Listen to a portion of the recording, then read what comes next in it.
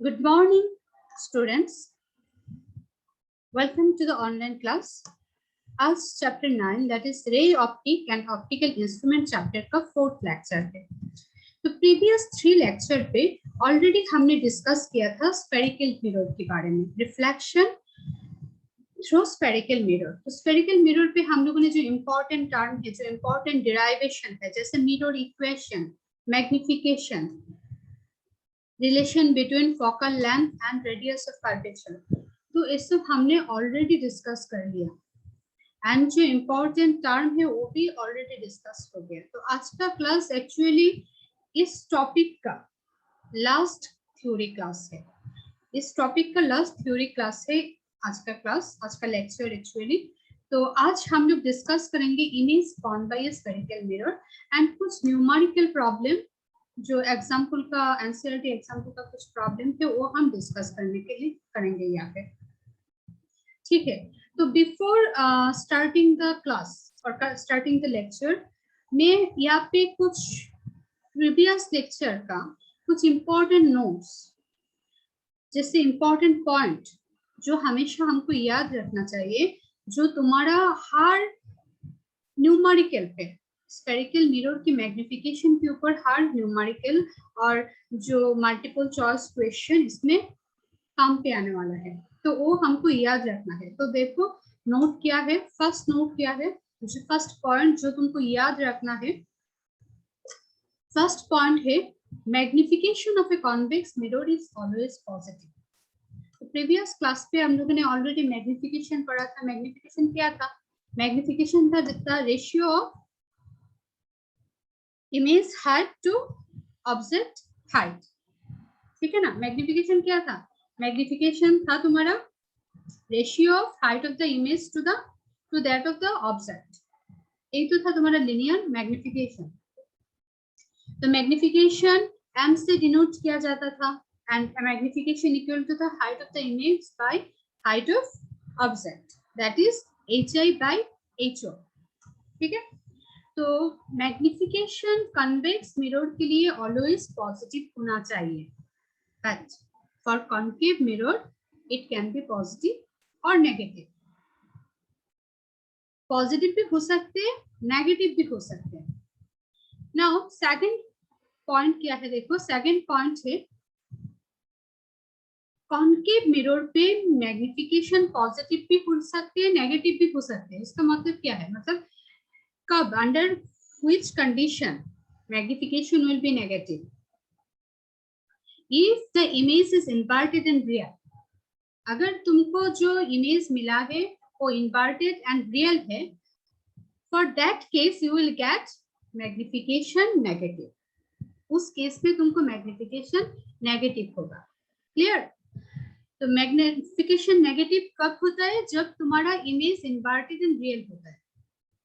On the other hand, if the image is virtual and erect, then the magnification will be positive। virtual and erect magnification के लिए तुम्हारा virtual and erect image के लिए तुम्हारा magnification positive होगा। Clear?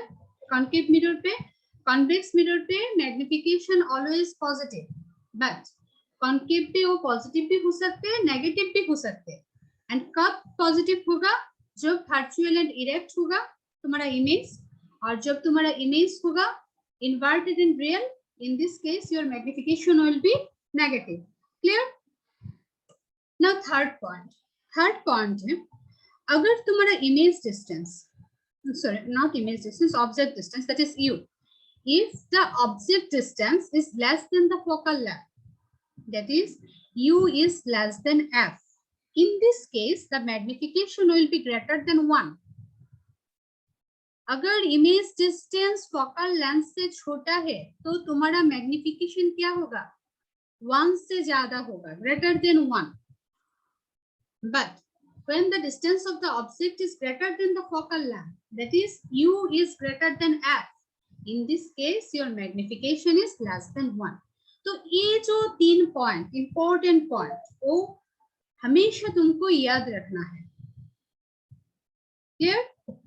तो अब हम लेक्चर का main portion, that is the lecture actually अब start हो रही है, that is image formed by spherical mirror. तो देखो image formed by spherical mirror start हो रही है. अच्छा, एक क्वेश्चन है तुम लोगों के लिए, तुम लोग सोचो एक बार, अगर तुम्हारा यहाँ पे एक मिरर है, that is concave mirror ले लो, मिरर है और यहाँ पे एक ऑब्जेक्ट है, तो मेरा क्वेश्चन है ऑब्जेक्ट का हर पोजीशन, हर लोकेशन के लिए क्या इमेज का लोकेशन सेम होगा, इमेज का साइज एंड नेचर क्या सेम होगा? अगर तुम्हारा यहाँ पे मिरर है एंड इमेज ऑब्जेक्ट यहाँ पे भी हो सकते हैं, यहाँ पे भी हो सकते हैं, यहाँ पे भी हो सकते हैं, तो हर लोकेशन के लिए, ऑब्जेक्ट का हर लोकेशन के लिए क्या इमेज का साइज सेम होगा, इमेज का पोजीशन सेम होगा, इमेज का नेचर सेम होगा? आंसर क्या है? आंसर है नो. ऑब्जेक्ट का पोजीशन, ऑब्जेक्ट का लोकेशन के ऊपर डिपेंड करते हैं इमेज का साइज, इमेज का पोजीशन, इमेज का नेचर. ठीक है, तो फर्स्ट यहाँ पे हम कॉन्केव मिरर के लिए डिस्कस करेंगे, उसके बाद हम कॉन्वेक्स मिरर के लिए डिस्कस करेंगे. तो फर्स्ट केस क्या है? फर्स्ट केस है when the object is at infinity. जब तुम्हारा ऑब्जेक्ट जो है वो बहुत ही दूर है, object is at infinity. In this case, image will be formed at the focus. When your object is at infinity, image will be formed at focus. The nature क्या है image का? Nature है highly diminished, real and inverted. तो देखो यहाँ पे बहुत दूर है ऑब्जेक्ट, तो ऑब्जेक्ट से आने वाला रे क्या है? पैरेलल है, and they are parallel to principal axis, so after reflection they will meet at focus. ठीक है, तो इमेज कहाँ पे फॉर्म होगा? फोकस पे. तो फोकस में जो इमेज फॉर्म हुआ, देखो इमेज का साइज क्या है? बहुत ही छोटा है, हाईली डिमिनिश्ड. यहाँ पे रे आफ्टर रिफ्लेक्शन रे एक्चुअली मीट किया है, that mean image will be real and inverted. Okay, ये है हमारा फर्स्ट केस. इंफिनिटी पे ऑब्जेक्ट रहने से इमेज फॉर्म होता है फोकस में, एंड इमेज का नेचर होता है highly diminished, real and inverted. Clear? ना सेकंड केस. सेकंड केस क्या है? अब सपोज ऑब्जेक्ट को लेके तुम इंफिनिटी से मूव करते करते तुम सेंटर ऑफ कर्वेचर के पास आ गया, फिर भी सेंटर ऑफ कर्वेचर से बाहर, बियॉन्ड सी.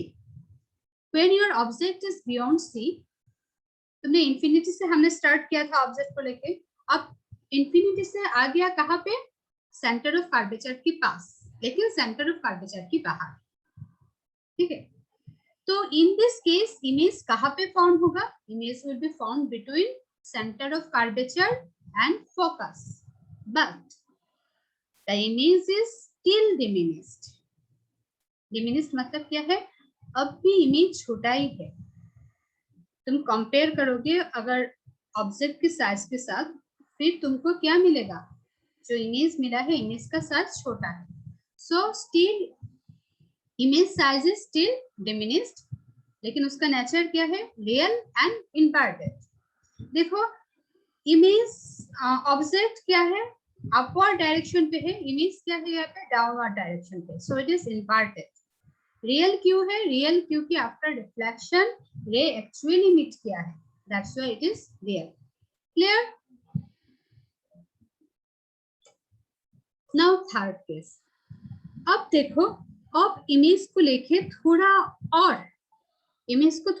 और मिरर का नजदीक लेके आया, that is at C. When the object is placed at center of curvature, now your object is placed at center of curvature. Object को तुमने सेंटर ऑफ कर्वेचर पे प्लेस किया है. अब जाके तुमको क्या मिलेगा? सेंटर ऑफ कर्वेचर पे जो प्लेस किया है, अब जाके तुमको कहाँ पे तुम्हारा इमेज फॉर्म होगा? सेंटर ऑफ कर्वेचर पे. इमेज का नेचर क्या है? रियल इन्वर्टेड, वो तो ठीक है, but in this case image size and object size will be same. इस केस में इमेज का जो साइज है एंड ऑब्जेक्ट का जो साइज है वो दोनों सेम होगा. हम कहाँ से स्टार्ट किया था? इंफिनिटी से। जब इंफिनिटी पे था, जब object is placed at infinity, in this case you will get a image that is highly diminished, real and inverted. उसके बाद तुम ऑब्जेक्ट को लेके थोड़ा मिरर की तरफ मूव किया। इन मतलब क्या है, तुमने मिरर की तरफ ऑब्जेक्ट को लेके मूव किया, लेकिन तब भी तुम्हारा ऑब्जेक्ट क्या था? बियॉन्ड सी की बाहर। तब जाके तुमको कहाँ पे मिला था इमेज? इमेज मिला था तुम्हारा focus and centre of curvature के बीच, लेकिन वो स्टिल डिमिनिश्ड था, रियल एंड इनवर्टेड। अब जाके तुम क्या किया? अब जाके object is placed at centre of curvature, तो इमेज भी सेंटर ऑफ कर्वेचर पे फॉर्म हुआ, सेंटर ऑफ कर्वेचर पे फॉर्म हुआ, but in this case the size of the image is same as object. Clear? Now fourth case. अब हम object को लेके थोड़ा और पुल की तरफ मूव करते हैं। मतलब अब जाके ऑब्जेक्ट कहाँ पे है? Object is placed between centre of curvature and focus. अगर centre of curvature and focus के अंदर तुम्हारा ऑब्जेक्ट आ गया, तो इन दिस केस तुम्हारा इमेज कहाँ पे फॉर्म हो रही है? इमेज बियॉन्ड से। मतलब ऑब्जेक्ट को लेके हम लोग जितना राइट के लेफ्ट टू राइट मूव कर रही है, उतना ही तुम्हारा जो इमेज है वो राइट टू लेफ्ट मूव कर रही है। मतलब ऑब्जेक्ट को जितना हम मिरर के नजदीक ला रही है, उतना ही तुम्हारा इमेज मिरर से दूर जा रही है। ठीक है? तो ये है, लेकिन इन दिस केस क्या हुआ? देखो, इन दिस केस तुम्हारा जो इमेज का साइज है, इमेज का साइज ऑब्जेक्ट का साइज से थोड़ा बड़ा है, मतलब बड़ा होना स्टार्ट हुआ। जब सेंटर ऑफ कर्वेचर में तुम्हारा ऑब्जेक्ट था, तब सेम साइज का इमेज मिला था, लेकिन जब तुम सेंटर ऑफ कर्वेचर से पोल की तरफ मूव किया ऑब्जेक्ट को लेके, तब जाके इमेज क्या हुआ? एनलार्ज होना स्टार्ट हुआ। क्लियर? तो उसके बाद का जो है 5, अब है ऑब्जेक्ट कहाँ पे है? फोकस पे।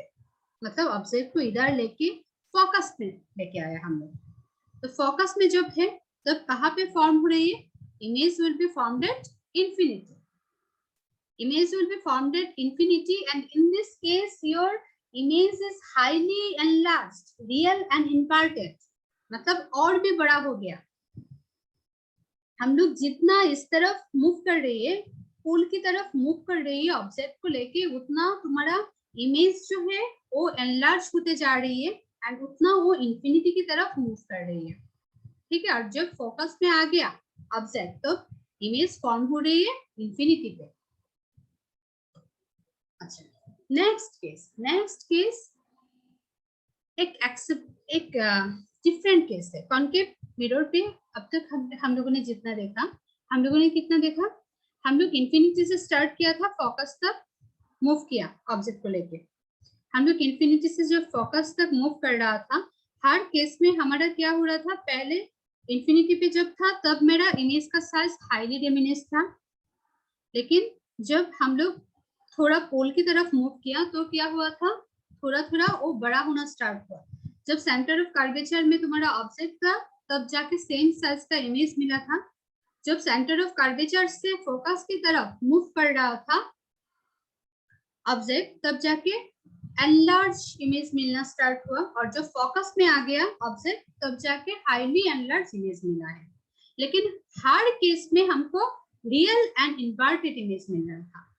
क्लियर? लेकिन अब जाके जो केस हम पढ़ेंगे वो थोड़ा डिफरेंट है। अब तुम्हारा ऑब्जेक्ट कहाँ पे है? फोकस एंड पोल का अंदर।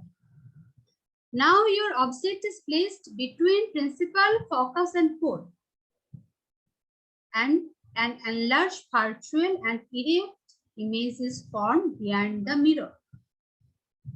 पहले का जो केस था, केस नंबर 5 था, 1 से 5 तक हम लोगों को in front of the mirror image मिल रहा था, एंड हर केस में रियल एंड इन्वर्टेड इमेज मिल रहा था। लेकिन जब तुम्हारा ऑब्जेक्ट पोल एंड फोकस के अंदर आ गया, इन दिस केस तुम्हारा इमेज कहाँ पे फॉर्म हो रही है, behind the mirror, and image का नेचर क्या है, virtual and erect and enlarge. तो ये केस जो है, ये केस बहुत ही इंपॉर्टेंट है। ये क्वेश्चन आ सकते हैं, under which condition you will get A virtual image with in a concave mirror you will get a virtual image. So under which condition, when your object is placed between focus and pole. Clear? तो ये जो 6 case है उसको हम summarise कर सकते हैं इस टेबल पे। देखो इस टेबल पे हमने कैसे समराइज किया, position of the object, position कैसे, पोजीशन ऑफ द ऑब्जेक्ट के साथ साथ इमेज का पोजीशन चेंज होते हैं, इमेज का साइज चेंज होते हैं and nature of image change होते हैं। देखो कॉन्केव मिरर पे हर केस में हमको रियल एंड इन्वर्टेड मिलता है, सिर्फ एक ही केस है जहां पे वर्चुअल एंड डायरेक्ट मिलता है, कब, जब तुम्हारा object is placed between focus and pole. Clear student? नाउ हम लोग डिस्कस करेंगे कॉन्वेक्स मिरर। कॉन्वेक्स मिरर पे हर केस में हमको वर्चुअल इमेज मिलता है and virtual erect and diminished.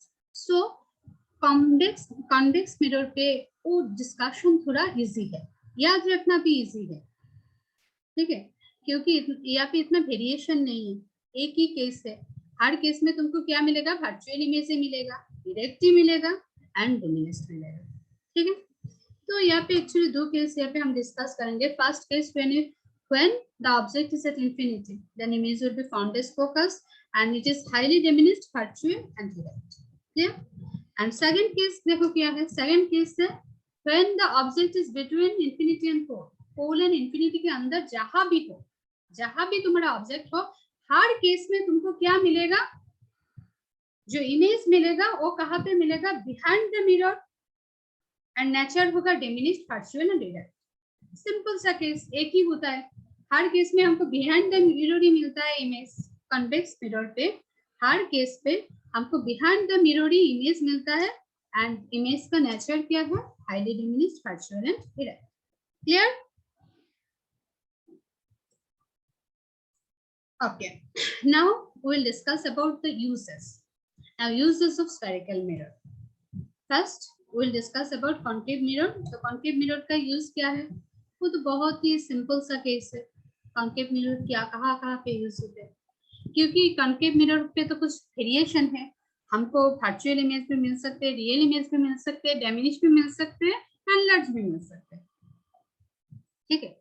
तो जहां पे हमको पैरेलल बीम ऑफ लाइट चाहिए, जैसे हेडलाइट, टॉर्च, सर्च लाइट, वहां पे हम कॉन्केव मिरर यूज कर सकते हैं, क्योंकि वहां पे पैरेलल रे ऑफ लाइट चाहिए, ठीक है। The concave mirror are used in torch, searchlight, headlights of vehicles to get parallel beams of light. Clear? Now second case, जहां पे हमको enlarged व्यू चाहिए, जैसे डेंटिस्ट जो टीथ को चेक करते हैं, तो टीथ का कितना एनलार्ज व्यू चाहिए, कुछ चीज को अच्छी तरीके से देखने के लिए उसका एनलार्ज व्यू चाहिए।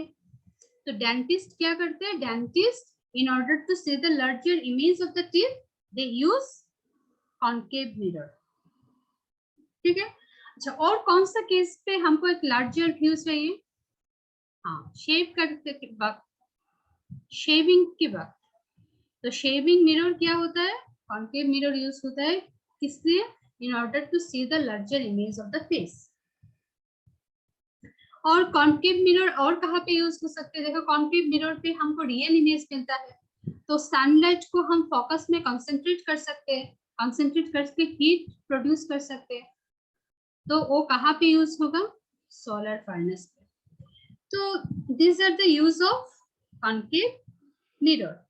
Testing of teeth by concave mirror, burning mirror, concave mirror in torchlight, solar cooker, headlight of a car.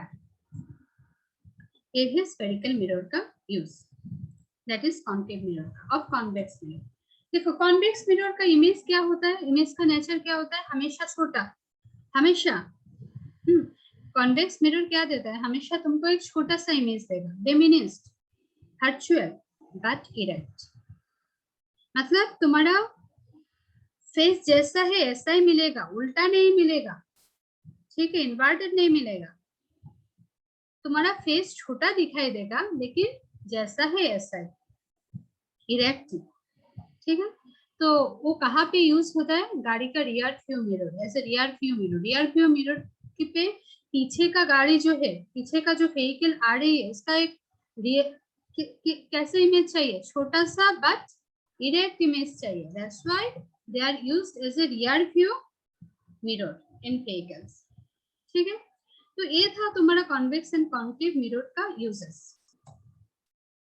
अब आता है some numerical on spherical mirror. तो फर्स्ट जो प्रॉब्लम हम डिस्कस करने जा रहे हैं वो है एनसीईआरटी बुक का प्रॉब्लम, दैट इज एग्जांपल 9.1। तो 9.1 का क्वेश्चन पहले समझ लो, क्वेश्चन पे क्या है। तो 9.1 का क्वेश्चन क्या है, देखो वहां पे है, suppose that the lower half of the concave mirror reflecting surface in figure 9.5 is covered with an opaque material. What effect will this have on the image of an object placed in the front of mirror? पहले हमको figure 9.5 देखना चाहिए, ये है तुम्हारा 9.5 figure NCERT book का, ठीक है। तो यहाँ पे क्या है, 9.5 में एक कॉन्केव मिरर है, इस कॉन्केव मिरर पे एक ऑब्जेक्ट का इमेज फॉर्म हुआ है, ठीक है।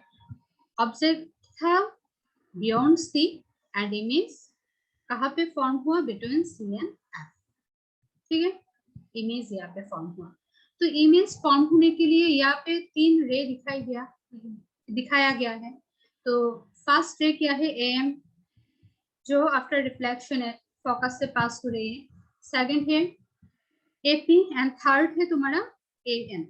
ये 3 रे आफ्टर रिफ्लेक्शन कहाँ पे मीट किया, एडिश पे।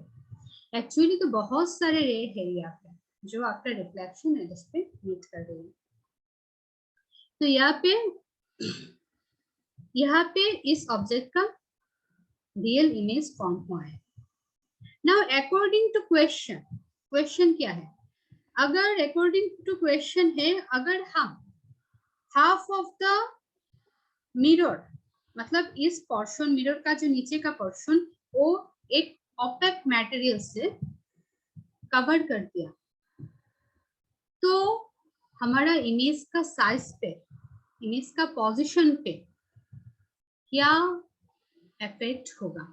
क्वेश्चन समझ में आया, क्वेश्चन क्या है, क्वेश्चन है पहले तो हमारा पूरा मिरर था, पूरा एक कॉन्केव मिरर था, उसमें लाइट का रिफ्लेक्शन होने के बाद ऑब्जेक्ट से एक ऑब्जेक्ट सामने रखा है, उस ऑब्जेक्ट से लाइट का रिफ्लेक्शन होने के बाद एक इमेज फॉर्म हुआ। अगर हमने ए मिरर का हाफ पोर्शन कवर कर दिया तो उस इमेज का साइज एंड पोजीशन में क्या इफेक्ट होगा, ये था तुम्हारा क्वेश्चन, क्लियर। तो देखो इस फिगर से कंसिडर कर रही हूँ, ये इस फिगर पे हमारा 3 रे दिखाया गया है। ये 3 रे आफ्टर रिफ्लेक्शन इमेज फॉर्म किया है, लेकिन हम लोगों को पता है एनी 2 रे इमेज फॉर्मेशन के लिए मुझे एटलीस्ट 2 रे चाहिए। तो ये जो 2 रे है वो पहले हाफ पोर्शन पे रिफ्लेक्ट होने के बाद यहाँ पे मीट करते हैं, तो इमेज का पोजीशन का तो कोई चेंज नहीं हो रही है, प्लस इमेज का साइज का भी कोई चेंज नहीं हो रही है। मतलब half portion of the mirror अगर हमने कवर भी कर दिया, फिर भी इमेज का पोजीशन एंड साइज पे कोई भी असर नहीं हो रही है। लेकिन क्या हो रही है यहाँ पे, इमेज ऑफ मिरर तो हाफ हो गया, तो इसलिए नंबर ऑफ रे जो रिफ्लेक्ट होने के बाद यहाँ पे मीट कर रही है उसका नंबर भी कम हो जाएगा। तो एज ए रिजल्ट यहाँ पे लाइट कम हो जाएगा, तो इंटेंसिटी लो हो जाएगा। So what will be the answer, answer क्या होगा, आंसर होगा इमेज का size and position will be same but only the intensity will be लो।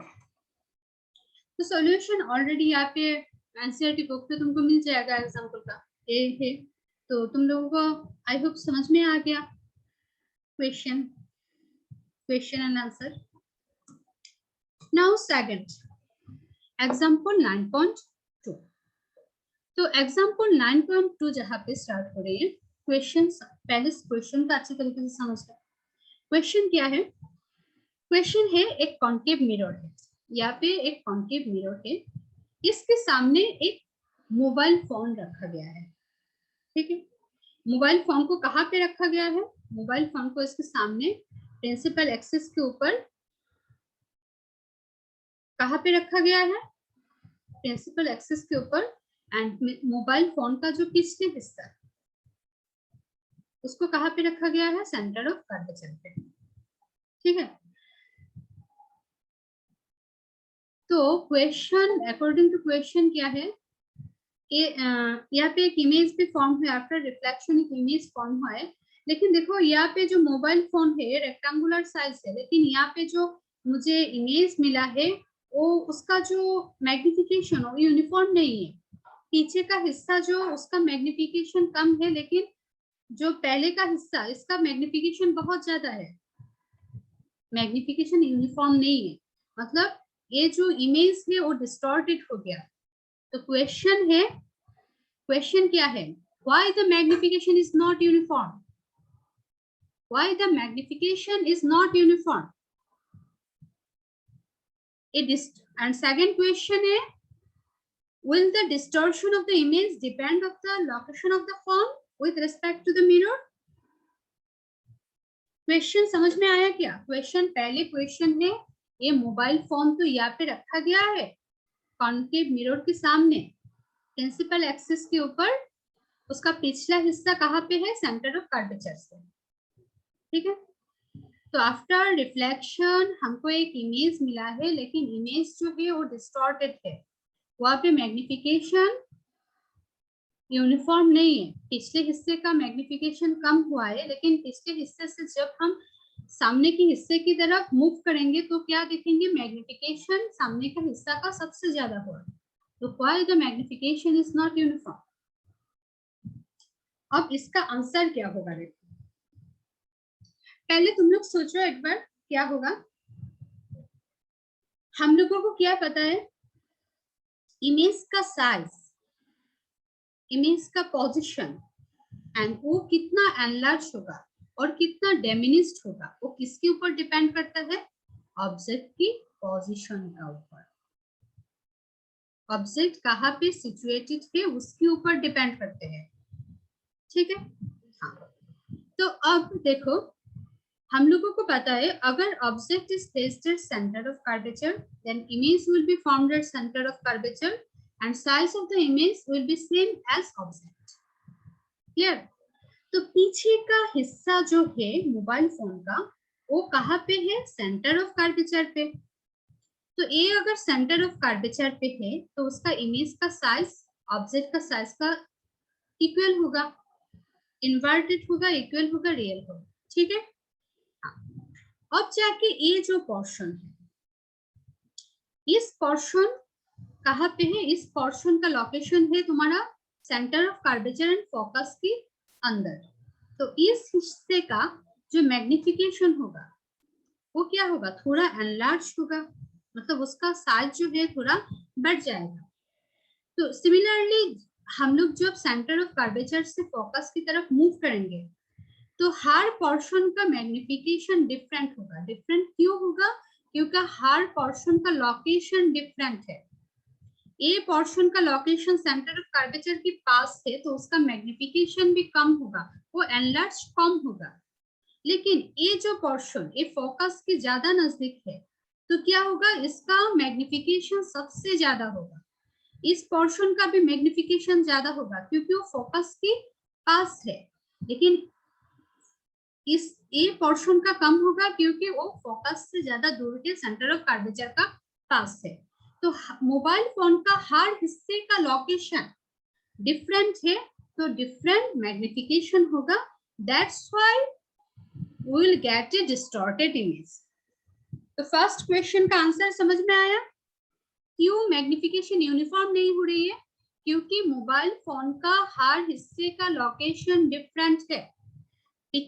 जो पीछे का हिस्सा है, पीछे का पार्ट, ये सेंटर ऑफ कर्वेचर पे है, दैट्स व्हाई उसका मैग्निफिकेशन क्या है, वो उसका मैग्निफिकेशन है, उसका साइज है, जितना उसका ऑब्जेक्ट का साइज था उतना ही उसका इमेज का साइज है। लेकिन ये पोर्शन सेंटर ऑफ कर्वेचर से फोकस की तरफ जा रही है, मतलब focus and centre of curvature का बीच का है, तो उसका थोड़ा एनलार्ज व्यू। ये पोर्शन और भी फोकस की तरफ है, उसका और भी थोड़ा एनलार्ज व्यू। वो पोर्शन और भी फोकस के पास है, तो मैग्निफिकेशन भी थोड़ा ज्यादा। ठीक है, तो क्वेश्चन समझ में आ गया, आंसर भी समझ में आ गया क्यों मैग्निफिकेशन यूनिफॉर्म नहीं है। आंसर क्या होगा, बिकॉज डिफरेंट पार्ट, मोबाइल का डिफरेंट पार्ट का लोकेशन डिफरेंट है। उसके बाद का क्वेश्चन क्या है, will the distortion of image depend on the location of the phone with respect to the mirror? Yes, distortion of the image depend on the location of the phone with respect to the mirror. तो यहाँ पे देखो मैंने answer already लिख के दिया है। Magnification is not uniform because the part of the mobile at the center of the curvature will form image of the same size. First point. Second point है, the part lies between focus and center of curvature will form an enlarged image beyond C. Third, the image of the mobile phone is highly magnified.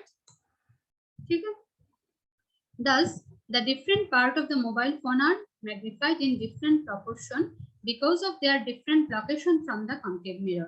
That is why the image is distorted and not magnification is not uniform. And second question का answer क्या होगा? Yes, distortion of his image. Distortion of image depends on the location of the phone with respect to the mirror. Clear? Okay.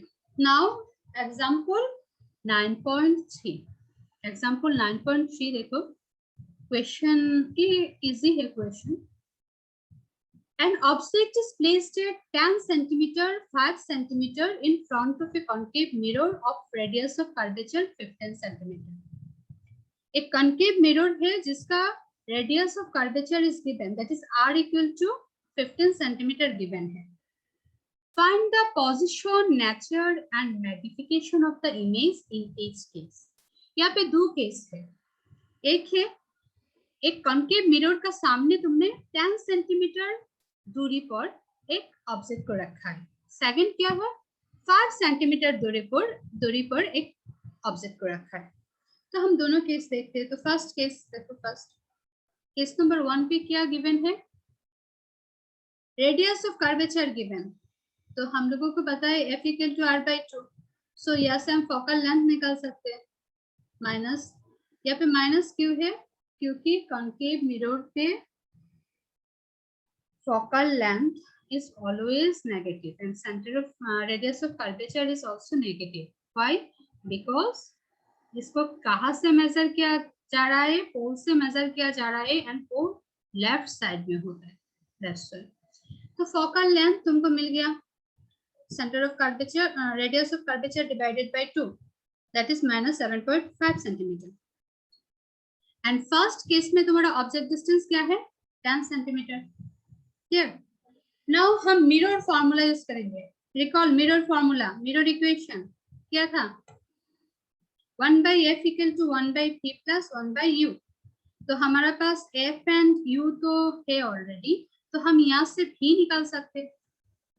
तो f का value क्या है -7.5, p का value unknown है and तुम्हारा जो u का वैल्यू -10 बिठा दिया।